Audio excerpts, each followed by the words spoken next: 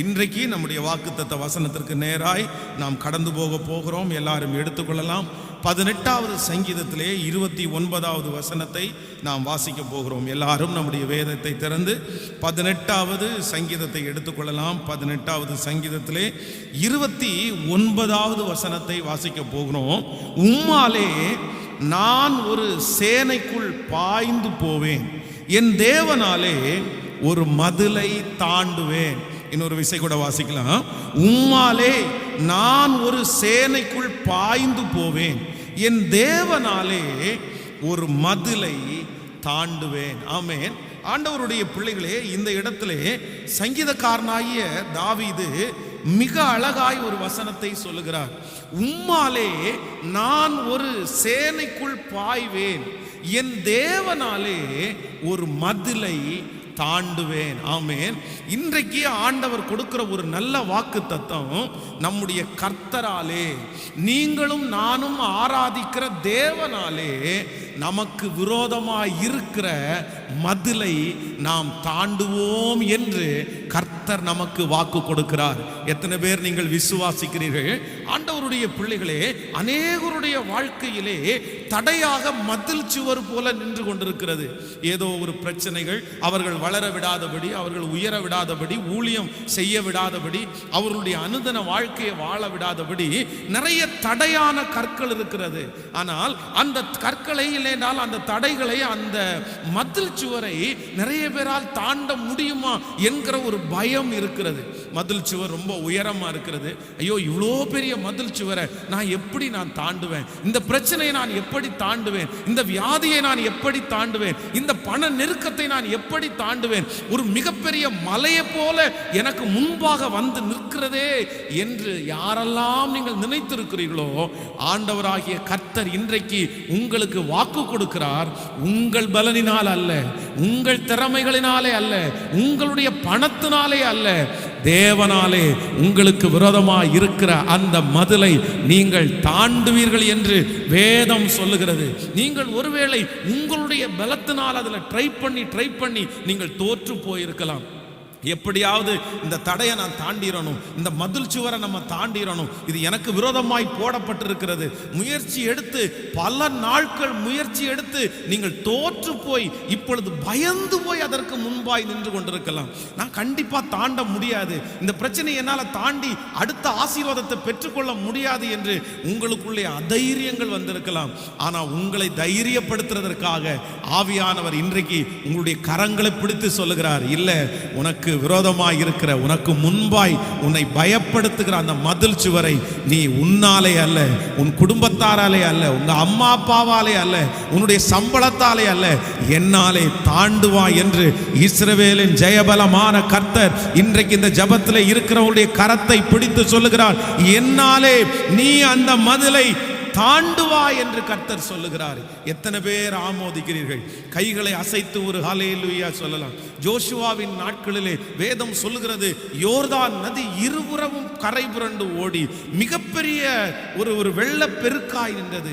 அந்த ஜனங்களுக்கு அந்த பக்கம் போக முடியாது. அது அறுப்பு காலம், கரை புரண்டு ஓடுகிற காலம். தண்ணீரை யாராலும் பிடிச்சு நிறுத்த முடியாது, அதை எதையும் வச்சு தடுக்கவும் முடியாது. அப்படிப்பட்ட ஒரு சூழ்நிலையிலே வேதம் சொல்லுகிறது, இதை எப்படி நம்ம தாண்டுவோம்? இந்த தண்ணீரை எப்படி தாண்டுவது? ஆனால் வேதம் சொல்லுகிறது, தண்ணீரை கடக்கும் போது நான் உன்னோடு கூட இருக்கிறேன், நீ ஆறுகளை கடக்கும் போது அவைகள் உன்மேல் புரளுவதில்லை என்று சொன்ன கர்த்தர், ஆசாரியருடைய பாதங்கள் அந்த தண்ணீரிலே பட்ட உடனே கர்த்தர் ஒரு பெரிய வழியை திறந்து அவருடைய தடையை கர்த்தர் மாற்றினார். அந்த மதிலை தாண்டும்படியாய் உதவி செய்தார்.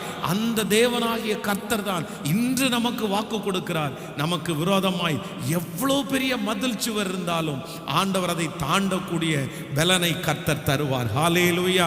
2004வது ஆண்டிலே என்னுடைய வாழ்க்கையில் ஒரு பெரிய சுவர், அது இல்லை, ஒரு சத்துருவாலை கட்டப்பட்ட, பலமாய் கட்டப்பட்ட ஒரு மிகப்பெரிய மதில் சுவர். அந்த மதில் சுவரை தாண்டவே முடியாது என்று நினைத்தேன். அது வியாதி என்கிற மதில் சுவர். அப்ப என்னை சுற்றி இருக்கிற எல்லாரும் சொன்னார்கள், இதுவரைக்கும் என்னென்னமோ நீ தாண்டி வந்துட்ட, கஷ்டத்தை தாண்டி வந்த, பசியை தாண்டி வந்துட்ட, நீ வறுமையை தாண்டி வந்த, உங்க அப்பாவுடைய கஷ்டம், இது எல்லாவற்றையும் தாண்டி வந்தாய்.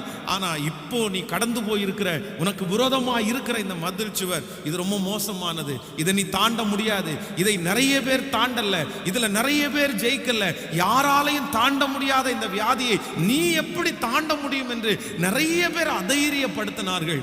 ஆனால் நான் நம்புகிறேன், அந்த ஆண்டிலே என்னோடு கூட இருந்த கர்த்தர், என்னை அழைத்த தேவன், என்னை வேறு பிரித்த தெய்வம், அது அவ்வளோ பெரிய மதில் சுவராய் எனக்கு எட்டாத உயரமா இருந்தது.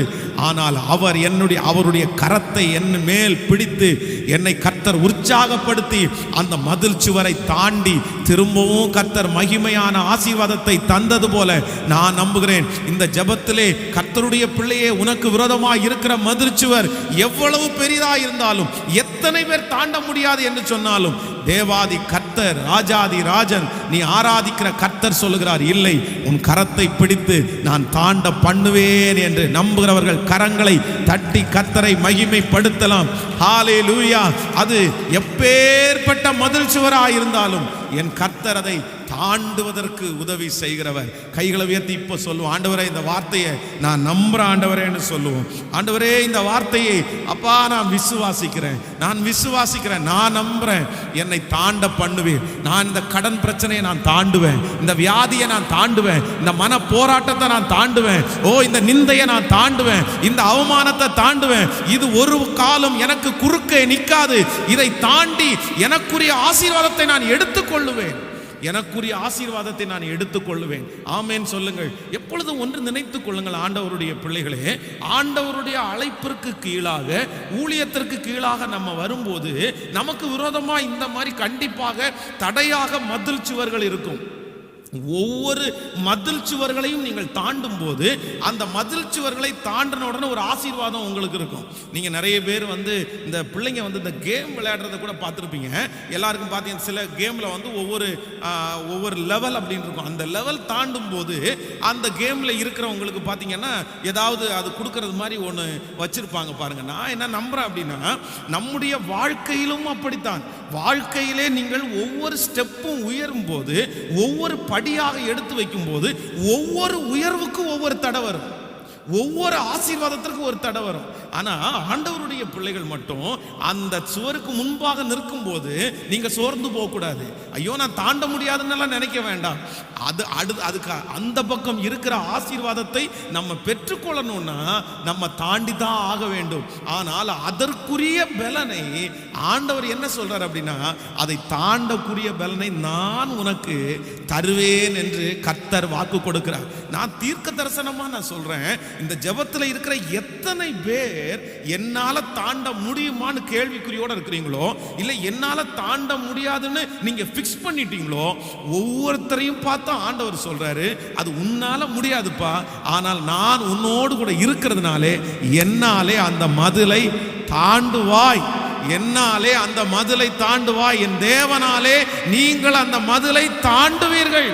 நம்முடைய கர்த்தர், அது உங்களுக்கு பெரிதா இருக்கலாம், சின்னதா இருக்கலாம், அது கர்த்தருடைய பார்வைக்கு லேசான காரியம். ஆமேன் சொல்லுங்கள். கடன் பிரச்சனையிலே இருக்கிற பலருடைய சாட்சிகளை கேள்விப்பட்டிருக்கிறேன். அந்த கடனை அடைப்பதற்கு அவர்களிடத்துக்கு நிர்வாகம் இல்லை, அந்த சம்பாத்தியம் அவரிடத்தில் இல்லை, அந்த கடனை அடைப்பதற்கு அவர்களிடத்தில் வித்து கடனை அடைப்பதற்கு சொத்தும் இல்லை. அப்படின்னா ஒரு சோர்ஸ் கூட அவங்களுக்கு இல்லை. நீங்கள் தீர்க்கதரிசியின் இடத்துல ஒரு அம்மா சொல்றாங்க பாருங்களேன், ஊழியக்கார அம்மா, அதே போல நிறைய பேருடைய வாழ்க்கையிலே கடன், மிகப்பெரிய கடன். அந்த கடனை இவங்க 10 தலைமுறை வேலை செய்து அடைத்தால் கூட அந்த கடனை அடைக்க முடியாது. அவ்வளோ பெரிய கடன்.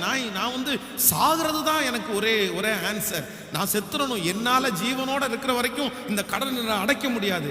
ஆனா அப்படிப்பட்ட பிள்ளைகளை கூட என்னுடைய ஆண்டவர் உதவி செய்து கர்த்தர் ஒரு அற்புதத்தை கட்டளையிட்டு, எப்படி அந்த அம்மாவுக்கு கர்த்தர் எண்ணெயை பெருக பண்ணினாரோ அப்படி பெருக பண்ணி கர்த்தர் தாண்டும்படியாய் செய்த அற்புதங்கள், ஆயிரக்கணக்கான அற்புதங்கள்.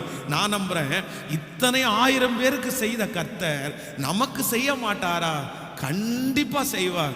நீங்க எல்லாரும் வீட்டில் போய் என்ன சொல்லணும் அப்படின்னா, உங்கள் பிரச்சனைகளுக்கு முன்பாக போய் நின்று சொல்லுங்கள், நான் அவராலே நான் இந்த மதிலை தாண்டுவேன், அவராலே இந்த மதிலை தாண்டுவேன். நான் சொல்றேன், அது மன அழுத்தமாகவே இருந்தாலும் என் தேவன் உங்களை தாண்டும்படியாய் உதவி செய்வார். ஹல்லேலூயா. யோசேப்புக்கு ஆண்டவர் கொடுத்த ஒரு நல்ல வாக்குத்தத்தம். யோசேப்பு கனிதரும் செடி, அவன் நீரூற்றண்டையில் உள்ள கனிதரும் செடி, அவன் கொடிகள் சுவரின் மேல் ஏறி படரும். வில்வீரர் அவனை மனமடிவாக்கி அவன் மேல் எய்தார்கள், அவன் வில் உறுதியாய் நின்றது. யோசேப்புக்கு ஒவ்வொரு இடத்துலையும் ஒவ்வொரு மதில் சுவர். இங்க போனா ஒண்ணு போட்டிருக்காங்க, அங்க போனா ஒண்ணு போட்டிருக்காங்க. ஆனா எல்லாத்தையும் தாண்டி கர்த்தர் அந்த சிங்காசனத்தில் அவனை கொண்டு போய் கர்த்தர் உட்கார வச்சார்ல. நான் விசுவாசிக்கிறேன், நான் நம்புறேன். என் ஆண்டவருடைய பிள்ளையே, உனக்கு விரோதமாய் கட்டப்பட்டிருக்கிற அந்த மதில் சுவரை தாண்டி 1000 மதில் சுவர்கள் இருந்தாலும் அத்தனையும் தாண்டி கர்த்தர் உங்களுக்கு கொடுக்க போகிற அந்த சிங்காசனத்திலே, ஆண்டவர் உங்களுக்காக ஆயத்தம் பண்ணின அந்த சிங்காசனத்திலே, கர்த்தர் உங்களுக்கு வாக்கு கொடுத்த அந்த சிங்காசனத்திலே, கர்த்தர் உங்களுக்கு தரிசனம் கொடுத்த அந்த சிங்காசனத்திலே எத்தனை மதில் சுவர்கள் வந்தாலும் ஆண்டவர் உங்களை அதிலிருந்து தாண்டி கொண்டு போய் அங்கே உட்கார வைப்பேன் என்று கர்த்தர் வாக்கு கொடுக்கிறார். ஹல்லேலூயா.